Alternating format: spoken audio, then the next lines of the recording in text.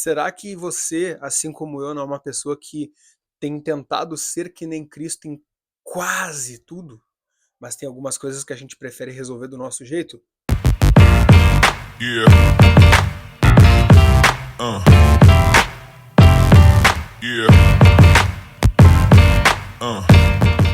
Saudações cristocêntricas, meu nome é Caleb Vargas, você está no Crentinho Básico, esse canal de crentes que não surpreende ninguém com sua teologia, mas a gente grava vídeo todo dia e nós estamos quase chegando a 1000 inscritos. Dá essa forcinha pra gente, dá esse voto de confiança, se inscreve aqui embaixo, ativa as notificações porque todo dia tem vídeo, até domingo, até doente tem vídeo, tá bom? Também não esqueça de ir em igreja.life e curtir lá as nossas camisetas, comprar uma camiseta para ajudar essa obra a continuar. E lá também você consegue publicar seu livro pela nossa editora e você também consegue ler blogs e devocionais diários, tá bom? Quero compartilhar contigo algo muito rápido, tá? Rápido de verdade. Ontem à noite eu estava fazendo meu devocional, bem tranquilinho, e de repente eu esbarrei em um texto maravilhoso. E eu quero conversar contigo sobre chamado. Ai, ai, ai, chamado. Sabe que desde que eu sou criança, desde que eu era criança, né, porque eu não sou mais, por enquanto, não muito, sou um pouco, depende com quem eu tô, dependendo da minha companhia eu sou mais bobalhão, mas, desde que eu era criança, eu sempre tive essa questão do chamado. Cara, o que é? Qual que é o meu chamado? Para que eu nasci? Para que Cristo me chamou? Para que Cristo me salvou? E a gente pensa, não, fui chamado para coisas grandiosas. A gente sempre está pensando em coisas grandes, né? O ser humano é assim, a gente está sempre pensando em chamados que mudam milhões de vidas, chamados que ganham bilhões de almas, chamados que passam que fazem documentários 50 anos depois do nosso ministério ter acabado, da nossa vida ter se esvaído, simplesmente porque a gente quer ter um propósito grande, um chamado grande.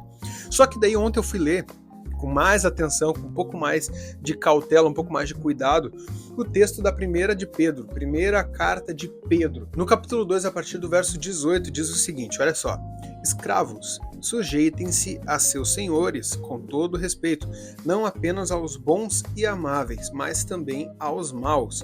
Porque é louvável que, por motivo da sua consciência para com Deus, alguém suporte aflições sofrendo injustamente. Pois, que vantagem há em suportar açoites recebidos por terem cometido mal? Até aqui está uma linha lógica muito boa, muito racional. Tipo, não sejam obedientes e respeitosos apenas com os senhores bons, sejam também com os maus. Porque se eles te punirem por fazerem o bem, se eles te punirem por fazer o bem, isso é louvável, né? Beleza. Mas se você suporta um sofrimento por terem feito bem, isso é louvável diante de Deus. Para isso vocês foram chamados. Pois também Cristo sofreu no lugar de vocês, deixando-lhes exemplo para que sigam os seus passos. No verso 22, ele não cometeu pecado algum e nenhum engano foi encontrado em sua boca. Quando insultado, não revidava. E aqui é um ponto muito interessante. Por quê? Porque eu sou um cara que eu fico remoendo as coisas na minha mente. E eu fico pensando assim, por exemplo, caso você não saiba, eu gosto de praticar arquearia. Eu sou letal com arco e flechas na minha mão. Graças ao bom Deus, cresci no meio de uma missão em aldeia indígena lá no interior. Então eu aprendi até com os índios. Foi com os índios que eu aprendi a atirar arco e flecha. Eu fico pensando, meu Deus, num caso de Terceira Guerra Mundial, eu tô preparado para quem quer que seja. Cara, isso é pensamento carnal. Carnal de verdade. E o que acontece? Olha o que o texto fala. Quando insultado, não revidava. Quando sofria, não fazia ameaças, mas entregava-se àquele que julga com justiça. E aqui eu tenho pecado muito nisso. Tenho pecado menos nisso, mas eu pequei muito nisso. Que era o lance de tentar resolver as situações pela força do meu braço. Tentando resolver as coisas com a minha conversinha, tentando ajeitar. Eu sempre fui um pacificador, nunca fui da batalha, da guerra, mas eu sempre me preparei para caso a guerra chegasse, entendeu? E o que acontece? Jesus não fazia isso. Esse não é o exemplo de Jesus. Ele mesmo levou em seu corpo os nossos pecados sobre o madeiro a fim de que morrêssemos para os pecados e vivêssemos para a justiça. Por suas feridas vocês foram curados, pois vocês eram como ovelhas desgarradas, mas agora se converteram ao pastor e bispo de suas almas. Então aqui eu quero reiterar qual é o nosso chamado, para que fomos chamados. Isso é muito maravilhoso. No verso 21 diz assim, ó, para isso vocês foram chamados, pois também Cristo sofreu no lugar de vocês, deixando-lhes exemplo para que sigam os seus passos. Então o nosso chamado é seguir os passos de Jesus em tudo. Ah, eu quero orar que nem Jesus, ótimo. Eu quero pregar que nem Jesus, ótimo. Eu quero operar curas e maravilhas que nem Jesus, ótimo. Eu quero ressuscitar morto que nem Jesus, ótimo. Na verdade, a gente vai até ressuscitar com Cristo, tá? Só que Jesus também era o cara que não revidava quando era insultado. Jesus também era o cara que não ameaçava quando ameaçavam. Quando pressionado, ele não fazia ameaças, ele não tentava resolver na conversinha. Também não era um cara violento. Então eu quero conversar contigo hoje, na verdade já conversei, né? Quero compartilhar esse pensamento. Será que você, assim como eu, não é uma pessoa que tem tentado ser que nem Cristo em quase tudo, mas tem algumas coisas que a gente prefere resolver do nosso jeito? Pensa o seguinte, faz muito mais sentido a gente resolver as coisas na hora, mesmo que alguém seja punido, seja preso pelo que fez, do que entregar na mão de Deus. E isso é muito assustador para mim, porque eu sou pai de família, eu tenho um filho, eu tenho uma esposa, e às vezes eu ando na rua, eu tenho um objeto de descascar laranjas que eu ando comigo sempre, né? Imagina, eu saio preparado para descascar a laranja que tiver que descascar, tá? Se é que tu me entende. Eu ando sempre pronto para ter que descascar uma laranja na rua. Só que, será que Jesus andaria pronto para descascar a laranja na rua? Não sei se você está entendendo o que eu quero dizer. Será que ele não entregaria a sua vida na mão de Deus antes de sair de casa e confiaria que Deus o guarda? E se alguma coisa acontecer é porque foi da vontade de Deus?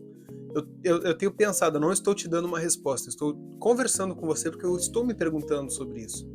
É algo que desde ontem à noite tem martelado na minha cabeça, eu estou pensativo. Será que Jesus estaria sempre pronto para descascar uma laranja? Ou ele simplesmente sairia e deixaria Deus cuidar das laranjas? Talvez Deus já entregue a laranja descascada.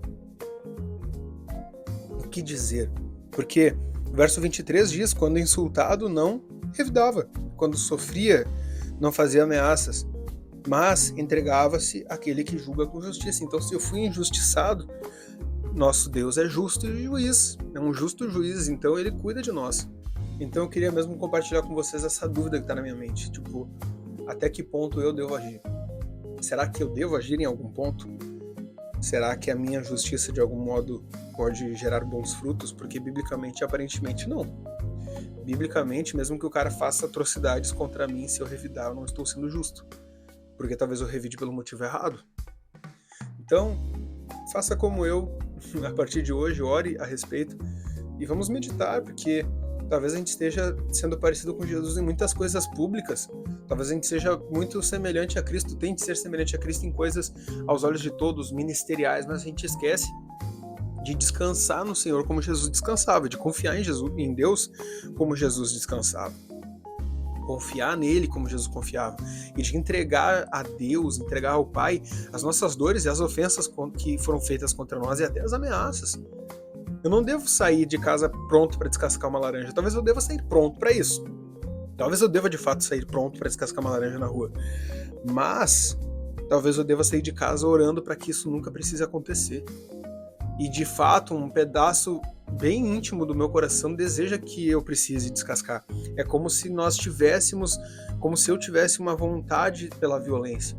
Como se eu tivesse, sabe aquele texto que fala seus pés apressam-se para derramar sangue? Essa é uma verdade real, é uma realidade numa pequena parcela do meu coração. É como se uma parte de mim quisesse de verdade que algum presidente maluco apertasse o botão vermelho e os cogumelos começassem a aparecer e virasse um caos simplesmente para a gente se esconder nas montanhas, a gente voltar a viver de modo primitivo. Tem uma parte de mim que quer isso, só que essa é minha vontade totalmente carnal. É como se eu quisesse de fato viver a realidade de um filme pós-apocalíptico, um filme onde não existem regras, só que essa é a minha carne querendo viver sem regras. É a minha carne querendo se provar. Então, estou pensativo sobre isso. O que você acha? Qual a tua opinião sobre isso? Não sei dizer. A minha eu não sei. Estou pensando, vou orar. E daí, se eu achar que a resposta que Deus me der vale a pena compartilhar aqui com vocês, eu compartilho, tá bom?